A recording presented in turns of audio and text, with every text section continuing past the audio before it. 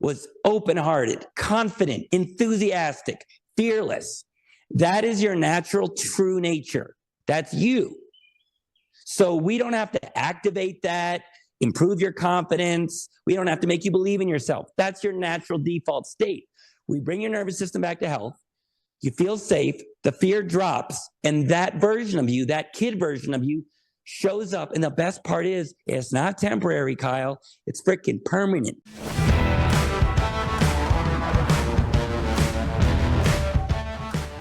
Hi, everybody, and welcome back to the Ignition Path podcast, where I bring entrepreneurs on and talk about their path and how they got there. Today, I've got Daniel Packard on, and he's an engineer, actually a UC Berkeley engineer, and now he's a CEO of Full Liberation Technology. So he's used his engineering background to create something very special and very amazing about entrepreneurs, about us. Daniel, say hi to everybody and introduce yourself, and we'll get it going. I mean, first of all, hi, everybody, but it's difficult for me to say hi because you mentioned that you're a voice actor. I was not prepared for that megawatt intro. It caught me off guard how good it was, and I'm almost like wanting to high five people, but there's no one around. So you have a real talent. Another side hustle for you. I wish everybody had an intro every morning. So maybe for wealthy people, you could just stand by their bed, and when they wake up in the morning, you could say, "Come into the world now is Kevin. Kevin is really good and not leaving hair in the, and like you could be like a professional fluffer." That's great. Anyway, thank you. But before we get going, I'm not a voice actor, but I do a voice, and I never get to use it. So this is my opportunity, and I want to do it and get your honest critique. Okay. All right. So I was raised Jewish. I don't have a very deep voice, but I found out that I accidentally do a pretty mean Santa Claus. Oh, okay. A mean Santa Claus. Sorry, mean meaning good. Oh, okay. Well, then we'll go. You do your Santa Claus, then do all my Santa Claus, and then people in the notes or in the comments can say who they like better. Oh my God! And you know what we'll call the competition? What's that? Santa Claus, spelled C-L-A-W-S, like it's a competition. Who's got the meanest Santa Claus? Santa Claus. That'll be a really good name for a movie. Anyway, here we go. All right, I got to get into character because he's imaginary. But all right. Okay, and remember, I don't have a deep voice. I was raised Jewish, and I don't know where this came from. All right, here we go. Woo, I got it. All right, go for it, Daniel. Oh, Merry Christmas, everybody. This is the real Santa Claus, and I know who has been naughty and who has been nice. And if you are listening to this, you are most likely an entrepreneur who is also very nice. So, from the real Santa Claus, I say from me to you, Merry Christmas. Ho, ho, ho.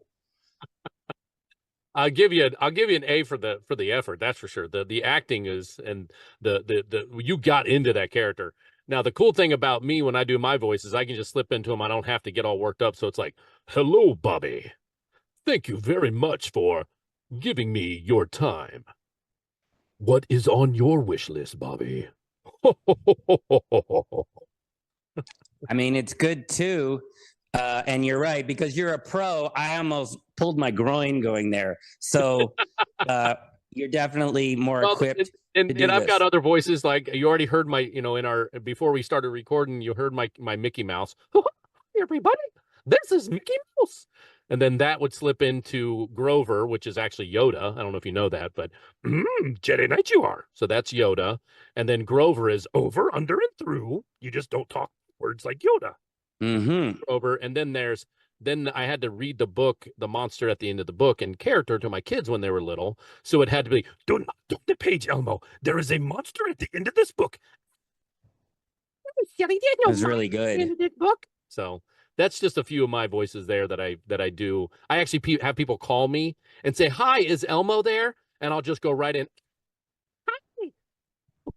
It's impressive. We need our voice actors. Thank you for your service. Yeah, we don't need voice acting to go to AI. I mean, AI is good for some things like building podcasts and whatnot, but it's not good for voices. You can't No. spontaneously. No AI will ever be Seth that does the Family Guy. They can just slip into voices one after another. Your job is safe for now. All right, well, Daniel, let's get back to who you are and what you do. So you're Daniel Packard, and you are a UC Berkeley engineer who has started an entrepreneurial, what the entrepreneurs need company called Full Liberation Technology. So tell us all about that and how you got there. Thanks for asking. So what my company does is it's innovative and it's innovatively effective, and it's what your audience of entrepreneurs and just people in general want. It's just not available on the market. And because it's innovative, it's not really in people's frame of reference. So before I sort of tell you more about me, I like to be very clear what we do and why it's valuable so that your audience, the ones that care, can know to pay attention. Also, I know that your audience, I don't want to call it cheating on me, but they're listening to other podcasts. I have a feeling we're not the only one. So why, their time is valuable. Why keep listening? And it's because what we do is what's not available on the market. What's available on the market for addressing what we in our company call the Funky Five, which is not a funk band, although that would be a good name. Great. It's anxiety, procrastination, people-pleasing, perfectionism, and low self-confidence. That's the Funky Five. And what's available in the $1 trillion a year, trillion with a T, what I call the improvement industrial complex. That's therapy, psychology, spirituality, and personal development. Your audience will already figured out that what's sold is really insights and tips and tools and awareness that'll help you manage things. And management is definitely better than nothing, but you're not free of it, and it's holding you back, and it's affecting you being an entrepreneur, but also just happy. And we developed a system that allows you to measurably be free of it completely. It's gone and not coming back in 6 weeks, and we back up our results. So that's the unique value of what we're doing. So before I tell you how this happened in the entrepreneurial and really scientific journey, how we got there, do you have any questions so far? No, the only thing that I would, I've struggled with some of the things, the Funky Five that you speak of in my entrepreneurial path. So this is going to be a great episode and a great learning experience for me as well, because when I became a voice actor, one of the things, and I'm a pretty confident guy, I've always been known as a confident guy, but I had a huge self-esteem a problem when I became a voice actor. I was I hired a coach for my voice acting because with a name like Goodknight, you can't just go out there and put out crap. You have to learn the trade. So I decided to buy coaching, and I didn't put anything out for almost 8 months from when I started my training. And one of the things that happened during that time, thank God, he was a fantastic coach that helped me through this. I was just bluntly honest with him. I'm like, I have no confidence in myself. I don't know where that came from.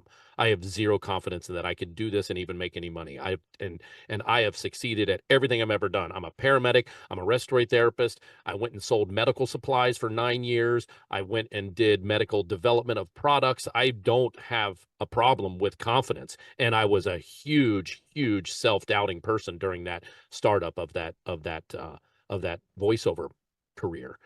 I got over it, and so I know one of those Funky Five was live and very well within me, even though I have already created other businesses. Like I'm a contractor as well. I'm a handyman. I've created those businesses. I've created, with my wife, I've created some, sales processes with her, and I've never had any doubts ever. And here I was faced with major doubt in that time. Well, thank you for being honest.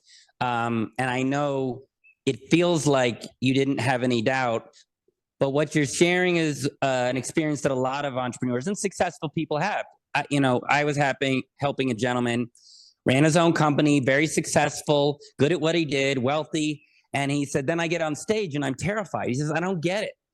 I know I'm a good talker. I'm the CEO. I can't even fire myself. I'm good at what I do. It makes no sense. It makes no sense. That's what I get. Why am I so good here? And then this just popped up. Now, if you don't know the engineering of low confidence, which we do, it won't make sense. But for you and all the people out there that say, why am I here and not here? it's not that you were confident in one area and then you lost your confidence. It's that the root cause of low confidence was always there, dormant, and in certain areas it wasn't activated. In other areas, it did show up. So it's not that's what was going on. It's not that you were or you weren't, or it magically came out of nowhere. The conditions were always there, just in certain areas and conditions, it was dormant, and then it pops up. So to all you people out there that are thinking like, why am I fine here? But then I go over here and like, I shouldn't have low confidence. I should be. It feels that way unless you understand the root cause of low confidence, which we figured out.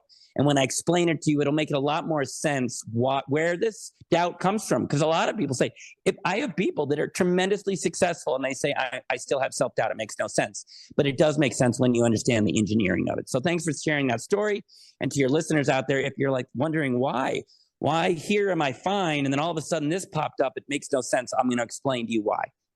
And the reason I can speak with this confidence is because of results.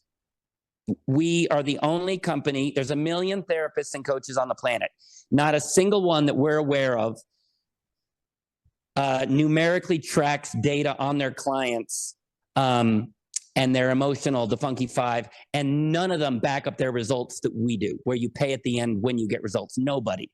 And so I know of which I speak because we back up our results. And the results matter to me and my company because when I was a kid, my dad was a physicist and he sat me down and he said, the reason I like science is he said, anybody can have a theory or an idea, but it's the person that actually gets results that you need to trust. That's who you should listen to. He said, results matter.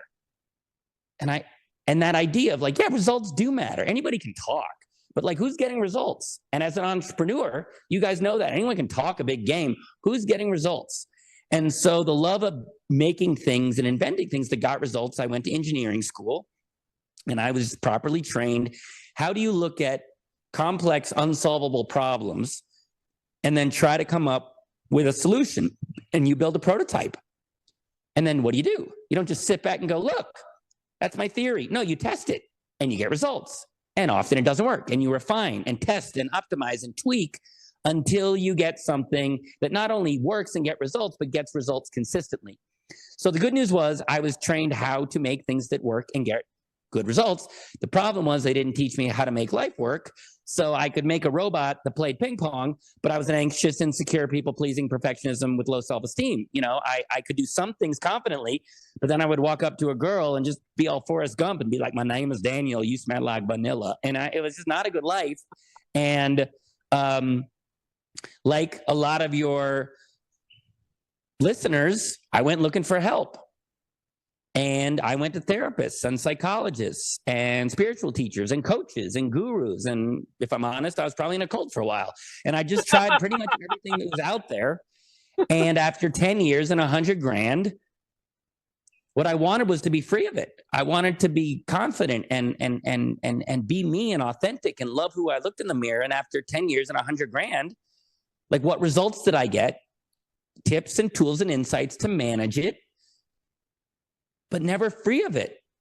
And I felt broken. I felt like there was something wrong with me. I had failed, that I'm stuck with this. And I felt kind of pissed. I was like, I just spent $100,000 in 10 years. I was trying. What the F? And in this moment of sort of, I don't know, I turned up to the sky, and whoever's out there listening, I just was like, what the F, man? What am I missing?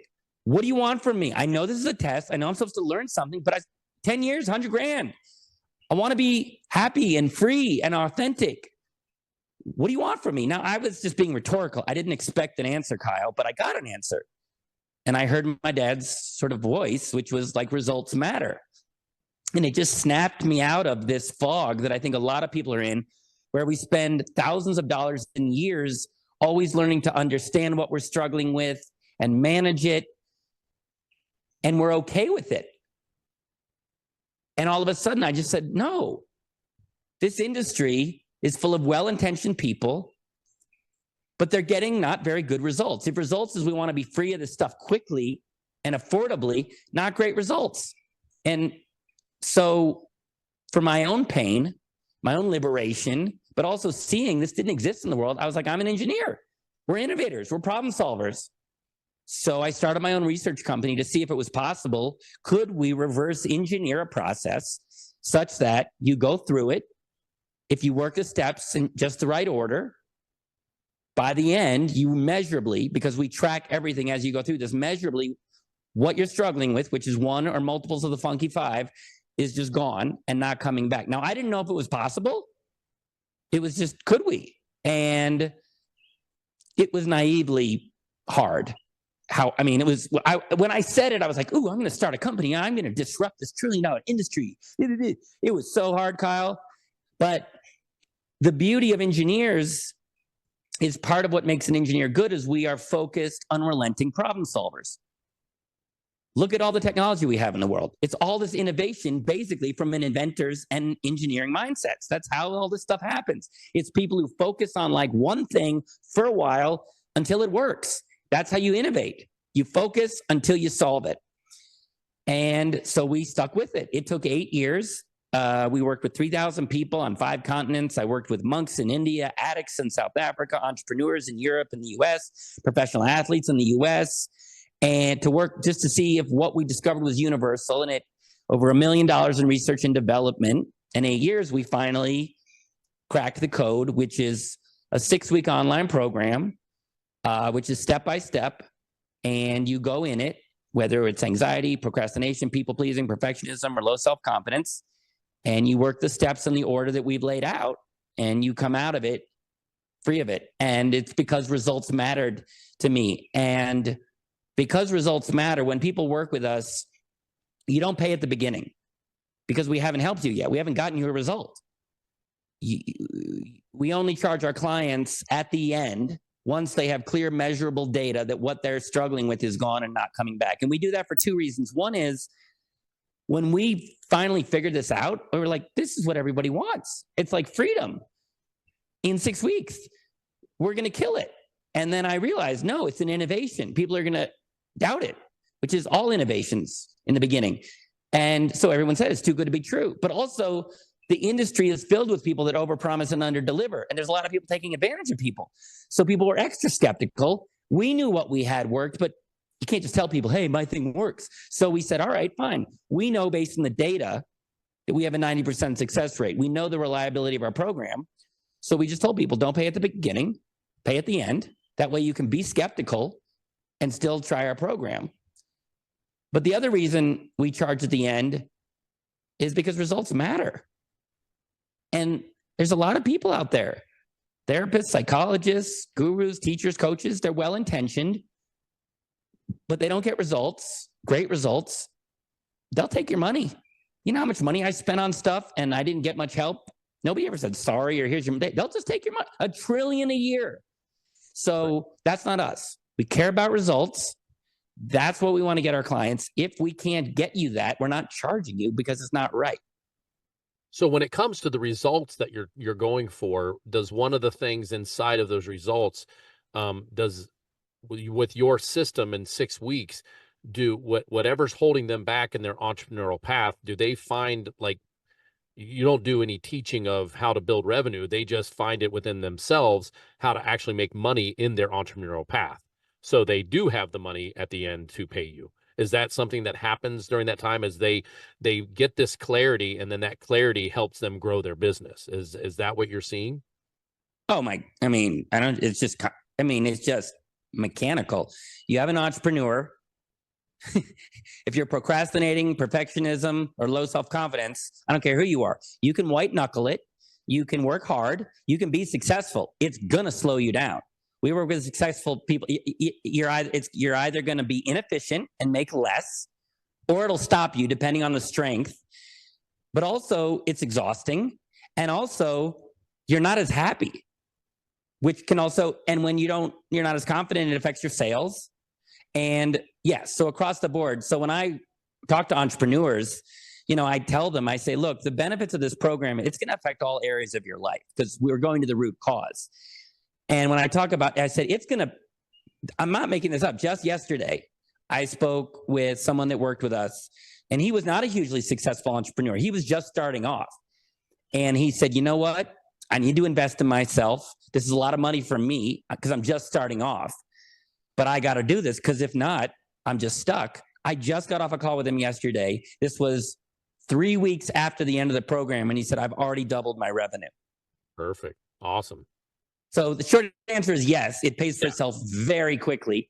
But then you get this bonus, which is that you're happier, more fulfilled, less afraid, usually a better parent, partner, or husband or person, and you're happier. So the program pays for itself just in your efficiency as an entrepreneur and productivity, but you would just enjoy life more as a total bonus. Bonus. That's awesome. So so you created this system within yourself through the research, but within that,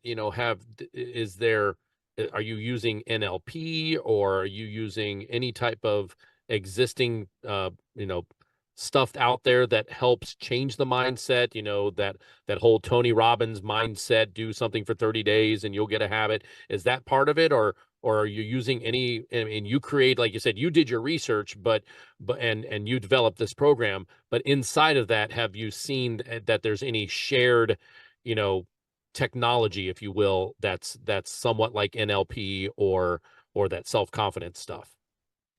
Well, there's sort of two, and you can take anything like shift your mindset. So first of all, I always tell people this. People always ask, oh, is it mindset shifting? Is it hypnosis? And I just say, if it was that, they would have solved it long ago. So no, it's not hypnosis. No, it's not changing your mindset. Why? Because people have been trying that, and that's fine for management, but not a permanent solution.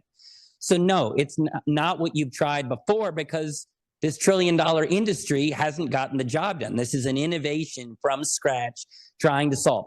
If we were just managing things, yeah, grab a little bit of here, and that's what people do. Grab management here, so no. The real innovation is not the technique. What we're doing is based in good, healthy, universal things that work, but the effectiveness is not the theory, it's the system. And what does that mean? Anytime you want to take something that's complicated and make it efficient and consistent, you use a system. That's what you offer, is a system. Systems make complex things consistent and efficient. It's beautiful. And so we said, to get the job done quickly, consistently, you need a system. So our program, a majority of the effectiveness is that you have what most systems need, which is an optimized toolkit of multiple tools that work together to get one job done. Let me say that again. An optimized toolkit that have been designed and focused to get one specific job done. And your audience says, oh, that makes sense. That would probably help. But that's not what's offered on the market. Usually you go to this expert, they'll say, work on your mindset. This person, oh, try breath work. Oh, this person, try reframing.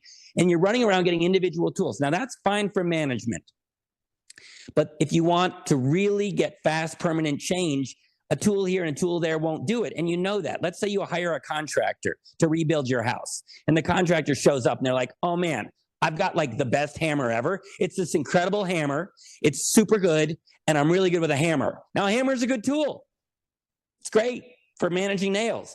But are you confident with that one tool that they can rebuild your house quickly? No. Why not? Because I'm a handyman myself, and I have boxes and boxes of all different types of tools for specific things that make my life easier and their product look great when I'm done. Yeah. And you have a specific tools that's been optimized. You don't have 40 hammers and like ones. It's optimized and tweaked to get a job done. And you probably don't have a flamethrower or a wrecking ball. It's a specific toolkit for that job. Surgeons have it, dentists have it, gardeners have it, everybody. So this is why your audience has failed, because they go and they get these individual tips and tools to manage. But you need a complete optimized toolkit that focuses on the root cause. And that's one of the things we developed over 5 years. But even that won't get the job done quickly, because you need another key piece in a system. So imagine you have a friend that tastes a chocolate chip cookie, and all of a sudden they want to know how to make chocolate chip cookies consistently. And they go out and they get everything they need. They get the toolkit. They get the bowl, the whisk, the oven, and they have all the ingredients. They have everything they need in one place. If they have no idea how to bake, can they make consistent, delicious chocolate chip cookies? Probably not. Why not? What are they missing? The system. Yeah. The instructions. Yeah.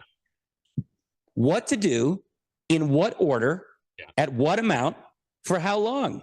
It's very important. When you're baking, even when you know how to bake, little much too much salt, mess it up. Put it in the oven too long, what temperature, in what order. It matters in all systems. There's a sequence and an order to doing things. When you go when you go to do surgery, do they slice you open first or do they do anesthesia first? Yeah, the anesthesia, I know. Yeah, the order matters. Right. In how long? It matters. So there's instructions for IKEA furniture, Legos, pretty much everything, but not for effing happiness. What I used to get was a coach or a guru or a teacher to be like, here's a tool, good luck. Then I would fail, think there was something wrong with me. So to your listeners out there, the reason you still have these patterns and behaviors is not your childhood, not because there's anything wrong with you, not society. It's because the expert you trusted had an incomplete understanding and were not focused on a solution, and you didn't have all the tools and instructions you needed to get the job done quickly. But can you see that if you have all the tools you need in one place and simple, easy to follow instructions, do this on this day, in this order, for this amount of time, can you see if you had all the tools and the simple, easy to follow instructions, we're probably going to get much better results than what's available on the market currently? Yeah, I could totally see that. It makes sense, right? Yeah.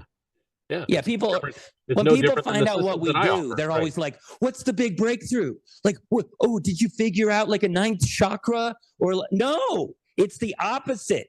Right. It's You that we're found the order. engineers and we did what works. It's that this $1 trillion industry is not, it's not in the DNA to solve things. It's to learn stuff and share and make money. But we just do what works, not because we're magical or smart or enlightened, but because that's what engineers are good at. Right. Right. Man, that's so when it comes to the, are you able to speak on any of the tools that you use inside of your system that you're allowed to share without giving away all of the system? Like I don't mind sharing it, and I hope one day that what our system is based in eventually gets out into the world. I teach what we teach in schools to 9-year-olds to help them be calmer and more confident and less anxious. So it's based in something very simple, just the experts missed it. And I hope 30 years from now, this is just what everybody's doing. But right now, the experts are asleep at the wheel, so they miss the simple things sitting right under everybody's nose. But you said, is there a tip or a tool? And I don't share tips and tools because that doesn't help anybody. Right. What helps is the system. And also, unless I explain to people why it's even possible, they're going to be too skeptical to find out about our system. So I never really tell what's in the program because that's not what we're trying to get people into this program. And tips and tools, there's enough of them in the world. Your audience has been tipped and tooled out. If you want to go manage stuff, plenty of people will take your money and give you tips and tools. So I am anti-tip, anti-tool. We are here to save your life in a short period of time, and that's the system. But I can tell you what the system is based on and the foundation of it, because that will be valuable to your audience. Do you want to hear that? Absolutely. So the first reason why this is possible is our approach from the beginning. And that's two things. First of all, we were trying to solve it. The $1 trillion improvement industrial complex is made up of what I call learner sharers. They learn things, could be from a school, another teacher, their own experience. They learn something and they share it. Could be a book, could be a course, could be a retreat. Learner sharers. And they're looking on the inside and helping people. And there's total value in that, the learner sharers. The problem is what they're learning and sharing isn't innovating and it's not solving anything. Then you've got the engineers that are the trained elite level problem solvers. How do we know? Look at all the technology in the world. There's a freaking helicopter on Mars. That's incredible. That means they put the rover on Mars, which is incredible, focused problem solvers and engineers. And someone was like, you know what? We need higher altitude footage. And instead of someone saying, we already have a rover on Mars, someone was like, helicopter. And they went, helicopter. And engineers solved that. That's the power. The problem is the innovative problem solvers are focused on the outside. So the learner sharers are focused on the inside, but not solving and innovating.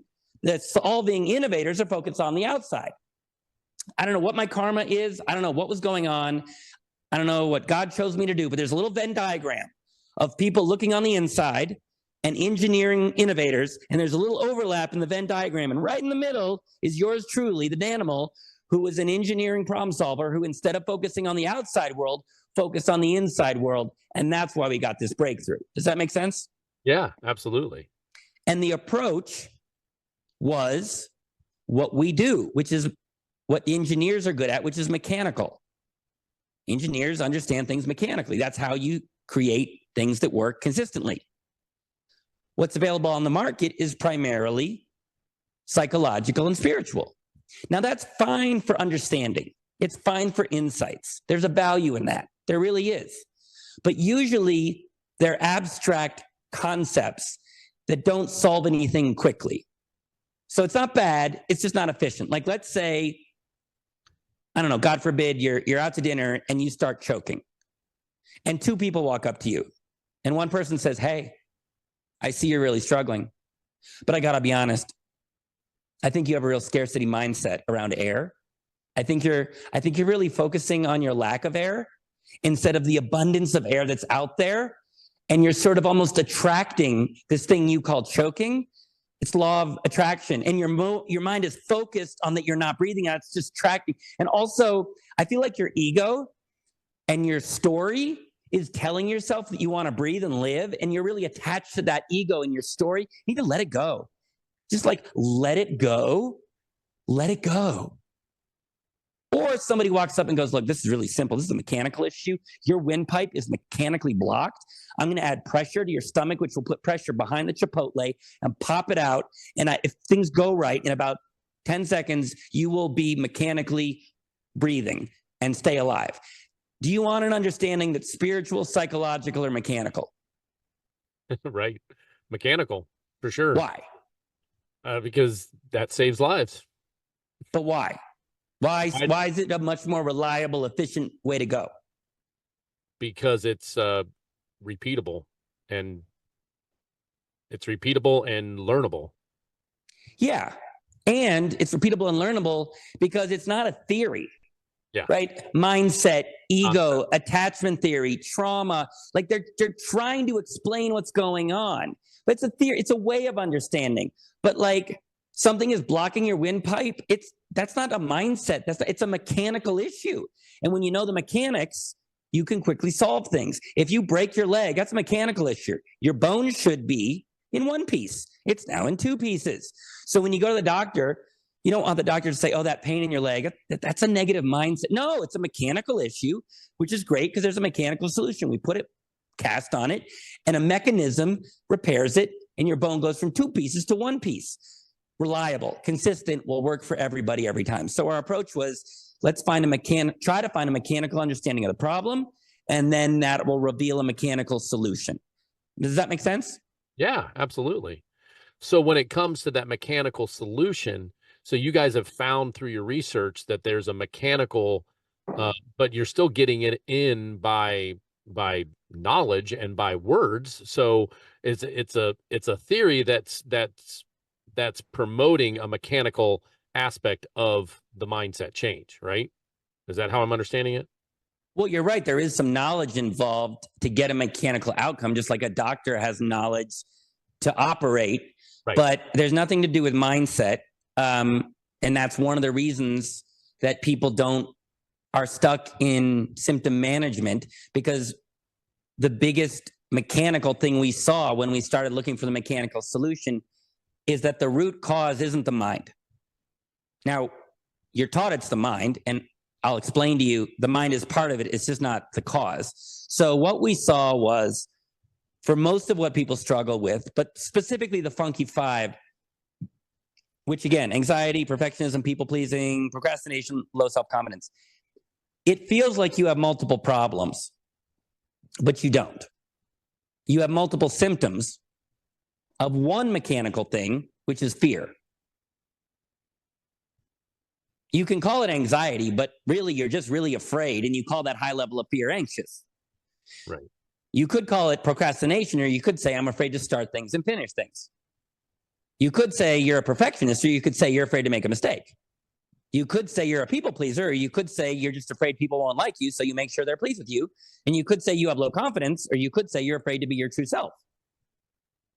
So any engineer wants to simplify things. And we just said, look, there's not all these problems. There's symptoms of one thing, which is that underneath it all is fear. Does that sort of track and make sense? Yeah, absolutely. Yeah. So then we said, all right, let's address the fear. Now, your audience doesn't need me to tell you that fear is part of the problem. But if you look at what's available on the market, it's overcome the fear, face the fear, reframe the fear, change your mindset around the fear. That's fine to overcome things temporarily. I was taught to overcome my fear. So in moments of fear, I had these strategies. I would overcome the fear. I would take action. But then 5 minutes later, I was afraid. Why? Because I went over the fear, through the fear, but guess what? Surprise, surprise, the fear wasn't gone. So overcoming the fear sounds good, but it's not gone. If you have a rock in your shoe and someone says, I want you to overcome this discomfort, great, but like, just get the rock out, be free of it. So we said, could we figure out fear? So you don't have to overcome it, push through it, reframe, it's just gone. And we figured out the mechanical root cause of fear, and it's not where you'd think. We are taught that fear originates in the mind. You know, change your mindset, change your scarcity thinking, quiet the ego, stop the intrusive thoughts. It's called mental health. So all the experts are saying, go to the mind.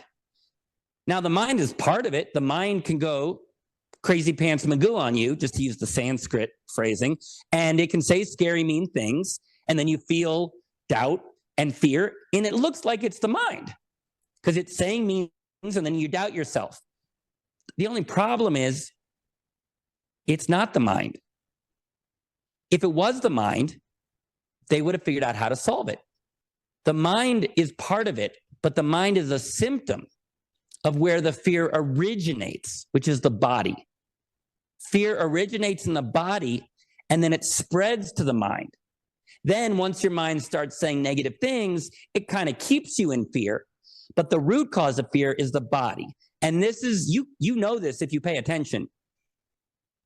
Have you ever noticed when you feel calmer, usually your mind tends to be a bit quieter and notice more good things? And then, absolutely. Yeah, and when you feel more fear, your mind then starts to notice problems and starts to spin. Absolutely. So just right there, that's the mind following the body, not the other way around. But also it's how we are mechanically wired. You are wired to stay alive. So your body sends signals to tell you what the body needs to stay alive. Hunger. We need food. Your mind senses the hunger in the body, and then your mind is a little computer to get the body what it needs. If you are in the jungle and you hear a sound, you feel fight or flight in your body first. Your mind senses the fear, and then your mind says, we need an escape plan or a battle plan. Right. So for reasons which I'll explain, fear originates in the body first. That's the root cause. Then it spreads to the mind. So the reason that your audience has been trying to lower this stuff and manage all the fears because you were sent to the symptom. You were sent to literally the wrong location. So your audience never had a chance to solve this because you were in the wrong place. You can manage it, you can't solve it. Now, this is not theory. This is real, because when we developed our early prototype of the program that was just focused on the body, I was one of the early test cases. My body just went calm. The fear went away. And when the fear went away, my mind just went quiet because there's no problem to solve. There's no perceived threat. It just went quiet. It's been quiet. I don't meditate. I don't have to shift my mindset. My mind used to be mean to me. It was like the judges from the Muppets on meth, just screaming stuff at me, calling me unlovably ugly. What's wrong with you? And now my mind is quiet. And when it does talk, it says nice things. I'm 51. I'm losing my hair. I got wrinkles. I'm not making this up. I looked in the mirror this morning and I just said, I do me. Like it's nice to me now. And I don't have to work on it. It's my default because we calmed the body and the mind followed. So that's inner mechanics lesson number one. Fear does not originate in the mind. It's in the body. So to all you people out there that couldn't quiet your mind, or when your mind would start up again, what's wrong with me? Why won't it shut up? Because it's a symptom. And as long as the body has fear, which it does, your mind will always start to spin and scare you and say negative thoughts. There's nothing wrong with you. It's not your fault. The expert sent you to the wrong place. It's not your fault. Wow. That's pretty interesting. And knowing what we spoke of before we started recording, what else I do as a paramedic and with mental health podcast as well. Next question is, this sounds like it could be a system not just for entrepreneurs, but anybody that's dealing with any type of fears or procrastination or the Fab Five, what did you call it? The Funky Five. Funky Five, yeah. How could I forget that? So have you explored this system above and beyond people that are entrepreneurs starting a business? Have you explored it with PTSD people or people that have anxiety in general, but they haven't had any answers when it comes to going to typical therapy or hypnotherapy or all the different tools out there for mental health? Has this been tested on anybody other than entrepreneurs? No, absolutely. First of all, the short answer is yes. As we were testing it, as I said, we worked with addicts in South Africa. The South African government saw the work we were doing, and they saw that what they had, just had typical people would relapse. And so they brought us in to start to develop our program. The value of our program is it's scalable. It's all online. It's all just videos and exercises that you do. So it can go in institutions and companies and even countries. And also we worked with monks in India. And our vision is that this becomes just what people do. We want this to get into school. I've taught the program to 9-year-olds. Wow. I've had clients that come to me that are anxious and they say, I'm anxious. I learned it from my parents. Now I can see my kids are anxious and it's heartbreaking. Will I be able to help my child? And I said, absolutely, because what they're modeling your behavior, just as you modeled your parents' behavior, and you're passing on, and it's heartbreaking to them. So this was 2.5 months ago. There was a woman, Cheryl from Washington, D.C. She comes to me and she's like, I'm anxious and I have panic attacks and I'm a perfectionist and I can see it in my daughter. And it's heartbreaking. I can't stop it. A therapist is trying to put her on meds. Like I want to, and I told her our approach, how it works. And she said, oh, once I know how to do that, I can show her. I said, absolutely. So Cheryl went through the program. We were tracking her data. We measure things numerically. And so by week 5, we knew her panic attacks were gone within the first 10 days. Her anxiety went down from about 8 out of 10 for 6 hours a day. It was down to about 4 out of 10 for about 2 hours per day. That was by week 5, which is pretty good for 6 weeks, 5 weeks. And she reached out to me and she said, I am so grateful to you. And I said, oh, well, you're welcome. Why? And she said, well, my panic attacks are gone. I'm already much calmer. But she said, my teenage daughter came back from high school today.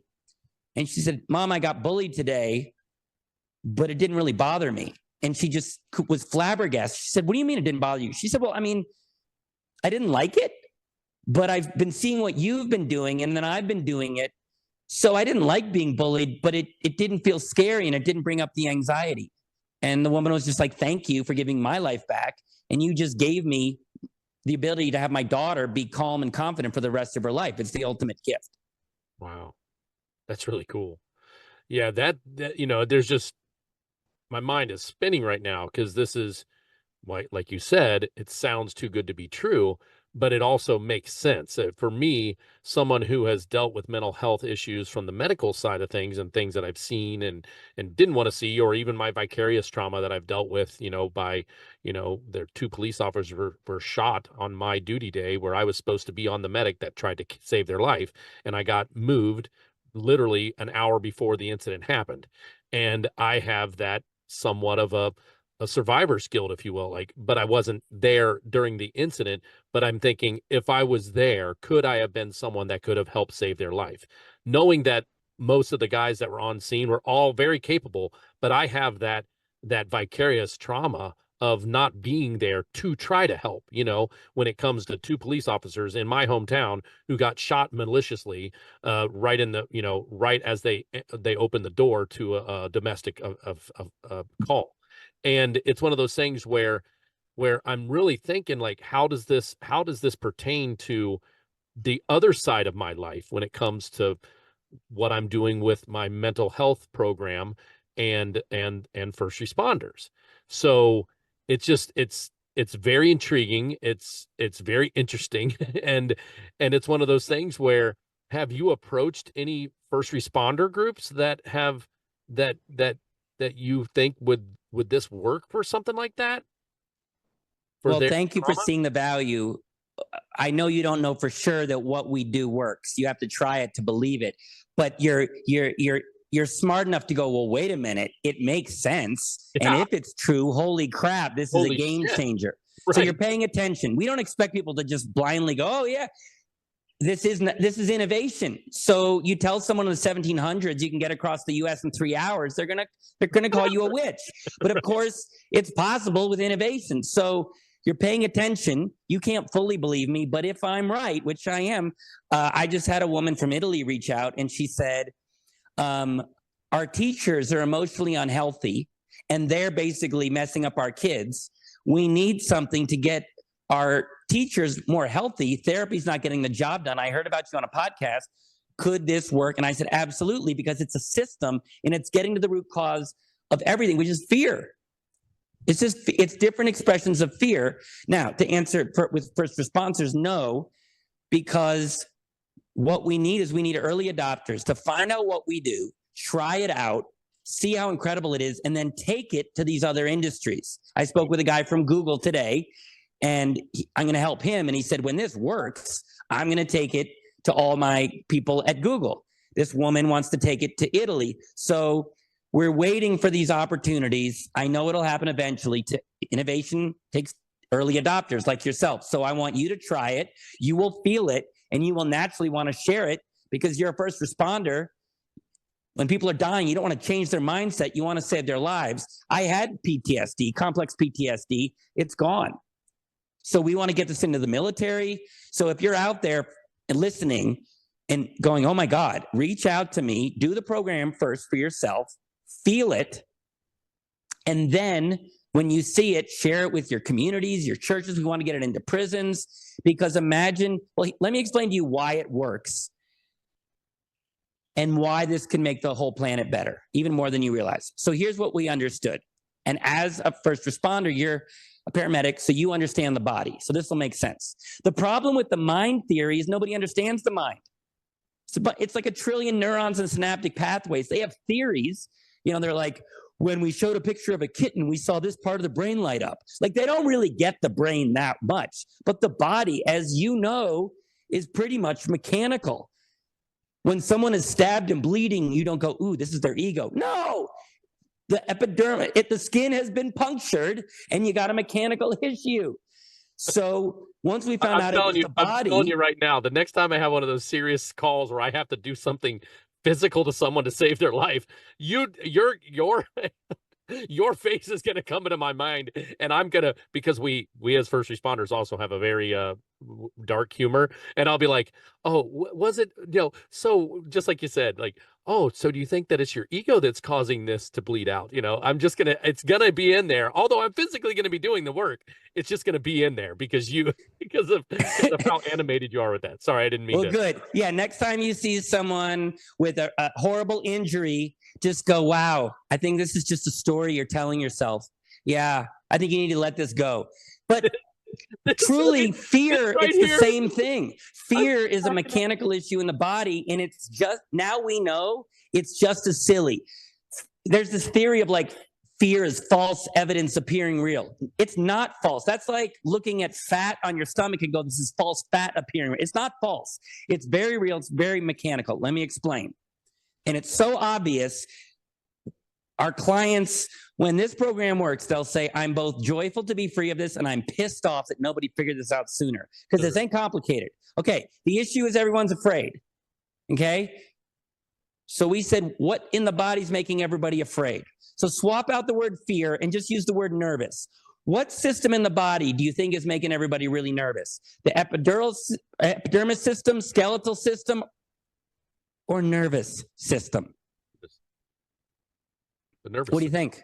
The nervous system. Yeah. Why? Why was that such an easy answer? Because nerves It's just, it just, as a medical person, it's just a given. It's a given because it's got the word nervous right in there. Right. It ain't that complicated. Right. There's a system in the body called the nervous system. And we know systems can become misregulated, malfunction, and not function properly. Everybody knows there's a system in the body. Everybody knows there's all this fear in the world. And the experts were like, you know what? I think this is a brain thing. No. Nervous system. Why did you not go there first? That's where we went first. And that's why we got these results, because we went to the most obvious low-lying fruit because we were looking for a solution. So your nervous system is your body's mechanical threat response system, not a little theory. Okay. When a tiger jumps out, that's not a negative mindset. You are in fight or flight because you feel threatened and your nervous system's telling you that. You're parasympathetic. Yeah. Yeah. Okay. So if your nervous system is healthy, you feel safe. If your nervous system is wonky, again, to use the Sanskrit, is wonky, you feel unsafe because you feel like you're under attack. If you feel unsafe, you then feel fear. When you feel fear, you feel symptoms of the fear, the funky five. Right. So we said, okay, this is sweet. We're in the body. It's a system. All these systems can malfunction but be repaired. You know that. You're a paramedic. So we just had to figure out what was mechanically making the nervous system malfunction, making people feel unsafe in a way that made it solvable. And that's what we did. We figured out what people are doing that's making their nervous system feel unsafe. It's not your past. It's not social media. It's not the pandemic. It's not the economy. That will create some stress. But if you feel unsafe, that's not the outside, that's the inside. And it's not your parents that did it. They're part of it. Trust me. I'm not letting them off the hook. But I'm going to tell you. ACE's score is real. So I'm going to tell you who is making you feel unsafe. Okay? Yourself. And here's why. And this was the big discovery. Really simple. It's going to make sense. And to explain it to you experientially, we'll do a little role play here, okay? You're a voice actor. You're good at playing along. But I'm also talking to your audience, okay? So I'm talking to you, Kyle, and your audience. Imagine we're friends. And imagine I start treating you really poorly. I'm mean to you. I'm unkind to you. I know what matters to you, and it doesn't matter to me. When you're in trouble, I'm not there for you. I put everybody else ahead of you, and I put you dead last. And when you're struggling, I not only am not compassionate, I'm critical. If I treat you that way for a while, after a while, will you feel safe or unsafe? Unsafe. Yeah. And that's because there's a mechanical link between care, trust, and safety. Make sense? Yeah. Okay, but the beauty of mechanics is if you know how something moves in another direction, you can move it in the other direction. So now let's say I start treating you really well. I'm very considerate. I'm thoughtful. I listen to you. You matter to me. You're a priority. When you need me, I'm there for you. When you're struggling, I'm listening and understanding you. If I treat you that way for a while and rebuild trust, will you start to feel safer? Around you, sure. Yeah. Which proves there's a mechanical link between care, trust, and safety. Right. Okay. So is it fair to say that you're in a relationship with yourself? Yeah, absolutely. Yeah. And is it fair to say that you and your listeners, in some ways, you're not always a loving, caring friend to yourself? Never. It's rare that you're good to yourself. Yeah, it's rare. You know that. Everybody knows that. Oh, I'm really hard on myself. Oh, I beat myself up. Oh, people know that. They know they're not treating themselves well. They know they're afraid. But nobody made the bridge that those daily small acts of you being unloving and uncaring to you are accumulating over time to break trust from you to you, which then makes you feel unsafe within your own body. What's creating the fear is not your past. It's not what's happening now. That ain't helping. But the core of why you feel all the fear is you to you with little undetectable daily acts that you don't even know you're doing because they're totally socially acceptable, but they are accumulating over time to break trust with yourself. You feel unsafe. When you feel unsafe, you feel fear. When you feel fear, you feel fragile, and all the funky five show up. So the cause of the fear is not the past. It's not the present. That can create some stress. It can suck. But all this fear where you're like, where is it coming from? It's not coming from right now. It's an accumulation of unhealthy acts that are building over time. That's how the body works. You can neglect the body for a little while. If you don't brush and floss, you're fine. But if you do it for 20 years, you need a root canal. You were never taught to take care of your feelings and nervous system. We're not taught it. So if you're not taught to take care of a system, can you see over time, eventually that system will malfunction? Absolutely.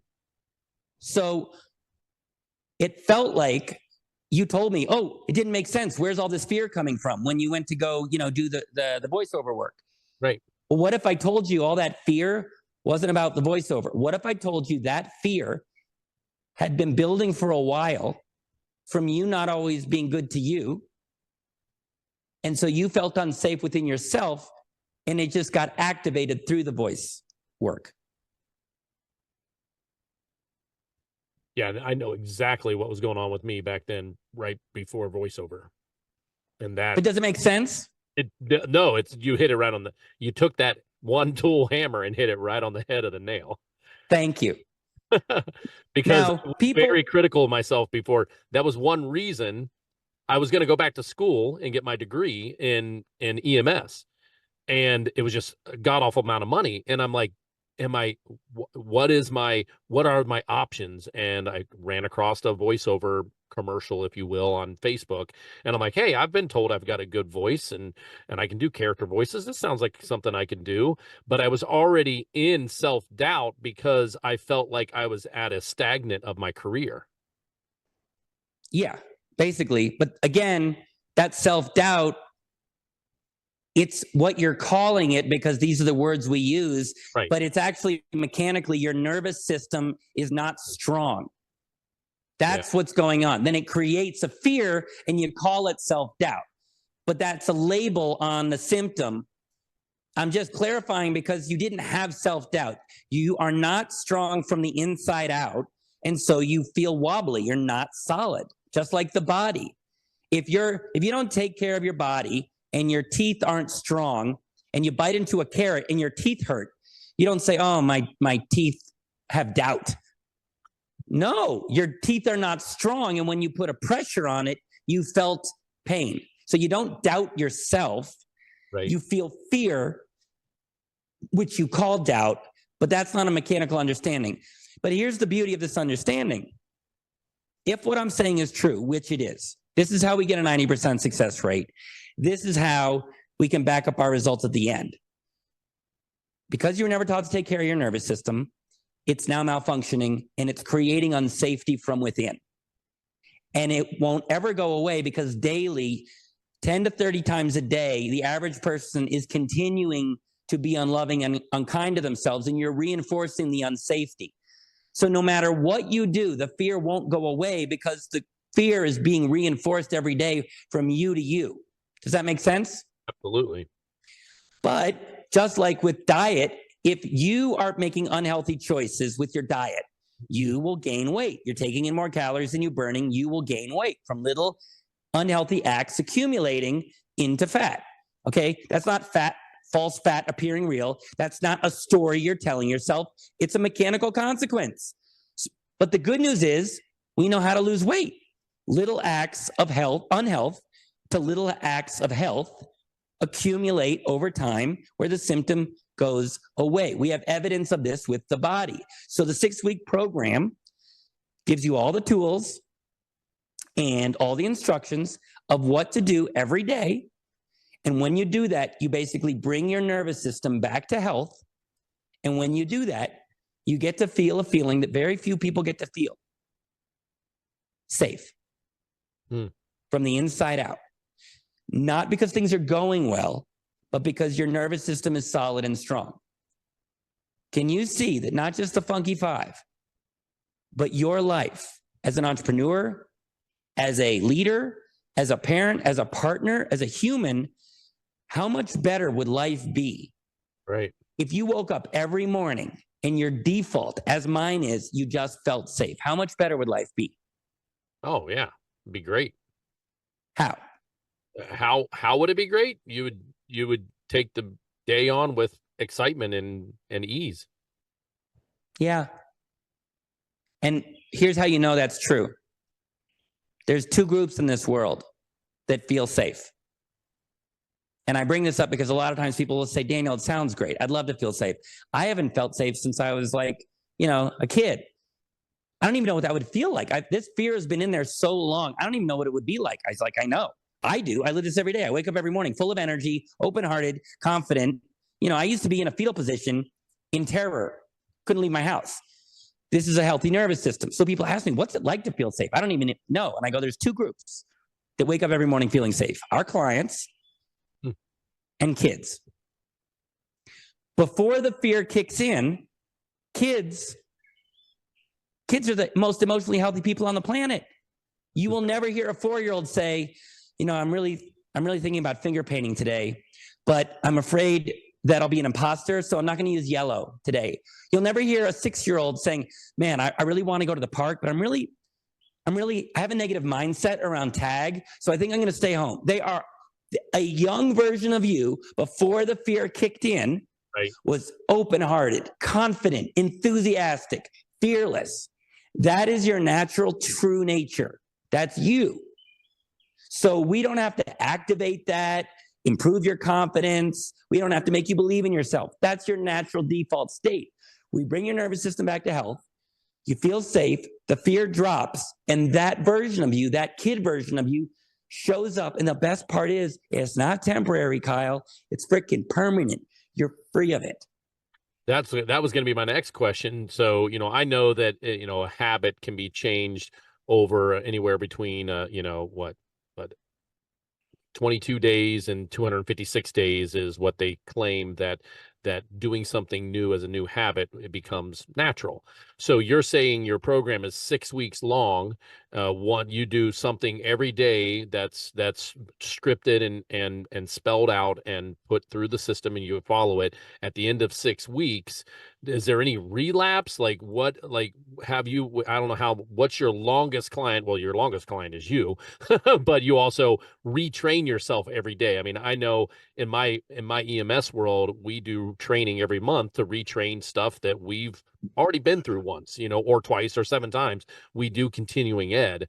So does your system, because you're so used to doing it for 6 weeks, if you start having this, if anything starts creeping up or anything like that, you say it's gone for good, but if it does come back, you just implement the 6-week program again because you've already know it? So it's a good question. I'll try to explain as best I can in a way that your audience can understand, which is to look at the body, which is, again, when we're used to looking at it through the mind, it's hard to wrap your head around it. So let's just look at the way the body functions. If you don't take care of your teeth and you need a root canal, then you go to the dentist, they bring the tooth back to health. You don't have to keep working on that. It's repaired. It's strong. You heal a bone, it's set. You're done. Now, all you need to do moving forward, if you have your teeth repaired, you do need to brush and floss each day. So you do need to maintain the body. So the beauty of the program is in the 6 weeks, you basically bring your nervous system back to health and stabilize it. But the exercises are such that now you just do those a little bit every day as maintenance, because you have to maintain the body. So that's how you maintain it. So the 6 weeks, you repair it, bring it back to health. But then you have built a daily habit, which is not only less, but also you want to do it. Meaning, for people that have been really physically unhealthy their whole life, and they eat cheeseburgers and crappy food because that's what they grew up with, and then they start to get healthy and they feel great, they just naturally want to do the healthy thing. It just feels good. So even the things you have to do, you want to do, and they become a habit because it just feels natural and good. Gotcha. Wow.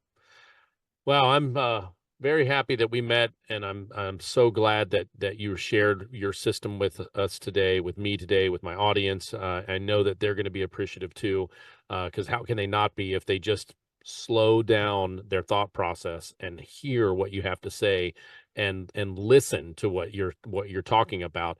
Because as me as a medical background person, fixing the nervous system makes so much sense to me. It's like, duh, like that was my aha moment during this conversation was when you led me down the path and you're like, what do you do about your nervous system? Like how do you maintain? Like, I don't know how to maintain my nervous system. It's just those butterflies, like you don't know how. Nobody teaches you how to maintain your nervous system. Nobody teaches you some of the things that we should know as adults. It's like nobody teaches how to do a checkbook anymore, like, and then they wonder why their bank went back, went negative, and it's like, because nobody ever teaches people how to do bank statements anymore and balance your checkbook, because it's all on an app. But if you look at your app at the wrong time, you got the wrong amount of money in there, and then you go buy something and you're in negative. So it just makes a lot of sense as this medical guy sitting here who is an entrepreneur, who has created his own businesses, who has had fear and doubt and procrastination. Oh, procrastination. I didn't even talk about my procrastination. Holy shit. That could be another hour conversation of my procrastination when it comes to anything in life. And I just chalked it up as my ADHD. But it makes sense if my nervous system is right. There's something I do know that through talking and reading stuff about procrastination, it is a base of fear. And that is something that if you can fix that, whatever that hidden fear is, then your procrastination floats away. So that makes so also one of the takeaways from this is that everybody's been misdiagnosed. You're not a procrastinator. You have a malfunctioning nervous system that then expresses itself through you being afraid to start and finish things. But you know what else is misdiagnosed? If you have trouble with attention, if you're scared, how good do you think you are at paying attention if you're afraid? Huh? What? Yeah. Just kidding. What were you talking about? I wasn't paying attention. So the point is, me being an asshole. It's called ADHD. Yeah. Okay, well, it's what the experts do. They label a behavior right. And they just give it a name and charge a bunch of money. They're not telling you what it is or where it comes from. Maybe they give you some pills, but we're paying money to just label our problems. If you went to the ER and the guy walked out and was like, oh, you suffer from a severe case of getting stabbed and you're bleeding, that'll be $1,000. Like, that's useless. I don't need you to label the problem. I need to know what the heck it is. Right. So I'm not an expert in ADHD, but I can tell you 2 years ago, this trucker, Kevin, came to me and he's like, well, can I even do your program? I have ADHD. I was like, first of all, it's very simple, easy to follow. And I didn't say anything because I don't know. And I want to know and get results. So he went through, he had anxiety and panic attacks and ADHD and procrastination. He goes through the program. Week 6, he's like, I have never been this calm. I woke up this morning feeling something I never felt before, which was safe. And I just can't thank you enough. I have my life back. My kids have their dad back. My wife has her husband back. And I said, you're welcome. He said, and then I said, hey, how's your ADHD going? How's that going? And he said, it's funny you mentioned that. Yesterday it was just gone and I didn't know why. I was like, because what if part of the reason you have trouble holding attention is because you're terrified inside? He's like, that makes a lot of sense. I was like, I know. And the mental health experts missed it. OCD, obsessive compulsive, if you feel afraid inside, wouldn't it make sense that you would try and create a sense of order to try and calm yourself down? Absolutely. Yes. You cannot function when you feel unsafe. That's just obvious. But because the experts haven't figured this out, there's all these symptoms and they're labeling symptoms and getting paid a lot of money to label and medicate. So I cannot tell you, when you feel safe, so many areas of your life improve, your focus, your energy, but most importantly, you're free. You're free to be the best, most confident version of yourself. But you said something. You said, oh, this just makes sense. You know, who wouldn't reach out to you? Most people. Most people don't reach out for help. Logically, just the fact that we back up our results is incredible. The fact that it's 6 weeks, the fact that it's no risk to try, everybody should be working with us. And we don't help a ton of people. Now, we will hopefully in 30 years when this catches on, because people have tried so much stuff and it doesn't work. They've had this for so long. They unconsciously feel broken, like there's something wrong with me and I'm stuck with this forever. The experts haven't got it done. So it feels unsolvable, certainly not simple, but also they're afraid to fail now and try something and feel worse about themselves. But also, people say they want to change.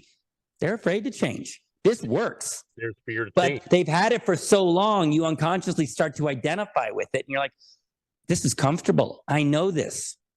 Who would I be without this? And this is all unconscious. So the people that work with us, it's like 1 in 1,000. And it's for somebody who is skeptical, but they're paying attention to the possibility. And they are motivated not to get rid of the funky 5, but by what they would get, what their life would be if they were free of this. So most of you will just hear this podcast and go, oh, that was interesting. Daniel sounds very charming. I'd like to party with that guy. But you won't take action. But a few of you will. And these are the people. It's the people that realize that this whole time, the books, the videos, the retreats, the trainers, the coaches, they were giving you understanding. It was basically a flashlight. You're stuck in a cave that you can't escape, and they gave you a flashlight to understand things better. There's value in that. It helps you understand, maybe manage things. You don't bang your head quite as much in the cave. You know where the water is. Maybe you find out where the dangerous animals are. But understanding the cave and what it's made of, oh, it's limestone, it's not granite. That doesn't get you out of the cave. What gets you out of the cave is an escape plan. And that's what we've built. All the tools, basically the compass, the map, the trail mix, and a change of clothes when you get outside. And that is what you want. So if you're listening to this and you have anxiety and it's holding you back and you've tried a bunch of things, and maybe you meditate to make it better, but you're not as happy. You're afraid when you wake up in the morning. You're not looking forward to the day, and you're just white knuckling it. It's holding you back. If you would like to be free of it, so you can wake up every morning looking forward to the day, dive into things, get back to doing what you love, we can get you that in 6 weeks. Come find us. If you procrastinate, and it's not stopping you, but it's slowing you down, it creates anxiety because there's this thing looming over you, and you just want to wake up every morning and do a lot of what makes you happy. Hours a day doing what brings you joy with focus, so you feel proud of yourself. You get stuff done. You make way more money, and you're more fulfilled. If you want that, we can get you that in 6 weeks. If you are a people pleaser and you're tired of it, and you're a recovering people pleaser, but that's just code for it, you still have it. If you would like to be free of that so that you knew how to take care of yourself first, speak up, get your needs met so you're not resentful, and have healthier relationships, but also just be happier. We can get you that in 6 weeks. If you're a perfectionist and you want to not carry that burden around, get way more done so you're of value to the world and yourself, and you're proud of yourself, we can get you that in 6 weeks, and especially low confidence. That's the number one thing. You can call it doubt, low self-esteem. That's what's holding entrepreneurs back the most. Yeah. When that is gone, self-doubt gone, not managed, gone, you not only get more done, your business grows faster, you make more money, but you enjoy it more, because when you're white knuckling it, you'll get it done, but you're not enjoying it, so you can burn out. But if you're going to work hard, you might as well enjoy it and make it sustainable. So if that resonates with you, you want to have a business from a place of authenticity where you do not care what happens, which makes you much more productive, which makes the outcome much better, and you want that in 6 weeks, any of those, one or multiples of the Funky 5, you want them gone, go to danielpackard.com, and there's 2 options. Both are you get a free call with me, which is pretty awesome. I'd hang out with me. I've hung out with you for an hour and a half, and I love it. Yeah. And this is other evidence. I used to have imposter syndrome where I thought I was a fraud, and now I'm telling people, you should be lucky to talk to me. Not lucky, fortunate. Go to danielpackard.com. Either you book what we call a next steps call, which is you tell me what you're struggling with. And once I understand your situation, I'll give you some quick actionable steps that you can take, which will start to lower the fear and help with what you're struggling with. But if you're like, no, Daniel, like no risk to try your program, and if it works, I'm free of this, you can go to the website, find out information about the program, how it's laid out, the cost, which trust me is way less than you think given what you get. You can learn about their no change, no charge guarantee. And if you want to find out if the program's a good fit, book a free quick call with me. I'll meet with you. I'll make sure it's a good fit. If this won't help you, we don't let you do it, because we don't want people to try and fail, because that leaves you in a worse place. So again, if you want a free next steps call or to find out more about the program, and have a free quick call with me to see if it's a good fit for you, go to danielpackard.com. Awesome. Well, that was going to be my next thing, is like tell people how to get a hold of you. And that's what you just laid out. I appreciate it. And Daniel, it has been a pleasure to meet you and to talk with you.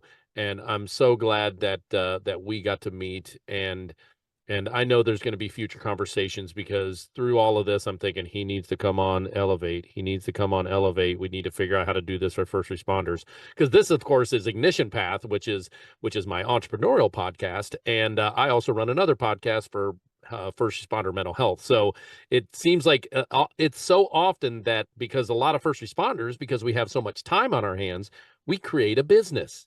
And we make more money on our days off than we do serving the community, because they don't know how to pay us shit, right? For the most part. So we always have a second or third job. I know myself, at one point in time, I had 5 different jobs that I did throughout the week. And today, actually, I did 3 of my jobs today. I repaired, I did some remodeling at a friend's house, their bathroom. I'm getting paid for it. I had some strategy calls. I getting paid for that. And, I'm doing my podcast, which is hopefully eventually going to, monetize and make me money. So I'm like, I've done 3 of the things that I've got doing on my side thing. And then tomorrow morning at 5 a.m., I get up and I go serve my community for 24 hours. So within a 24-hour period, I've done 4 jobs right there. So it's one of those things where I'm so glad that we met and we had a chance to talk and to share your information and share the background for that. When it comes to the research, is that something that people can find as well on your website? Like the background, or, because some people, especially medical people, they want to dive into the research and what have you, and see what you did in your research and how it was obtainable. Like, is that something that people can find, or is that just something that? Well, the short answer is no. But we would like, first of all, when people say, well, can we see your data? Can we see this? Can we say that?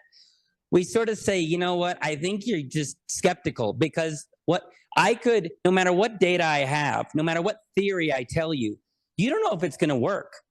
There's a lot of people out there that have data, have a success rate. They tell you a theory. It sounds great.